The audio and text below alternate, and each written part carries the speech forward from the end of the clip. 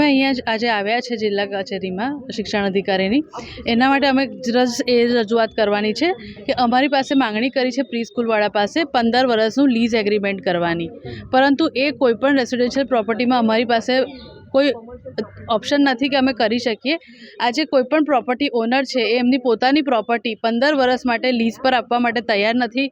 હા, તમે 11 વર્ષનો ભાડા કરાર કરાવીને રજીસ્ટર કરાવવાની માંગણી કરતા હોય તો અમે જરૂર કરી શકીએ છીએ, પણ 15 વર્ષની લીઝની એગ્રીમેન્ટ કોઈપણ પ્રોપર્ટી ઓનર કરવા માટે તૈયાર છે જ નહીં અને એ પોસિબલ છે જ નહીં। આજે પ્રી સ્કૂલો ઘરમાં કેમ બની છે? કારણ કે નાના બાળકોને દૂર મોટી સ્કૂલોમાં મૂકવા એ માતા પિતાને યોગ્ય લાગતું નથી, એટલે એ લોકો નજીકની શાળાઓમાં અમારા જેવા પ્રી સ્કૂલમાં મૂકવા આવે છે।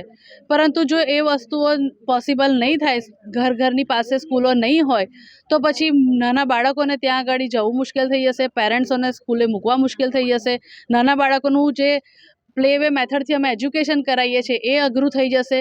બીજી વસ્તુ કે અમારા જેવી ઘણી બધી પ્રી સ્કૂલો છે આખા ગુજરાતની, જેમાં બહુ બધી આયામાસી કામ કરતા હોય છે, ટીચર્સ કામ કરતા હોય છે, જ્યાં તમે વુમન એમ્પાવરમેન્ટની વાત કરતા હોવ છે, તો જો આ પ્રી સ્કૂલો બંધ થશે ને તો બધા જ વુમન એમ્પાવરમેન્ટ બંધ થઈ જશે। ઘણી બધી લેડીઝના ઘર પ્રી સ્કૂલની ઇન્કમથી ચાલતા હોય છે, ઘણી બધી લેડીઝ પોતાના ઘરને સપોર્ટ કરતી હોય છે, તો આ બધી વસ્તુઓમાં બહુ તકલીફ થઈ જશે બધાને। એટલે ગુજરાત સરકારને અમને જસ્ટ એટલી જ વિનંતી છે કે 15 વર્ષનું જે લીઝ એગ્રીમેન્ટ કરવા અમને કીધું છે એના બદલે 11 મહિનાનું ભાડા કરાર કરીને અમારી પ્રી સ્કૂલો ચલાવવા માટે અમને પરવાનગી આપો, એટલું જ કહેવું હતું। Thank you.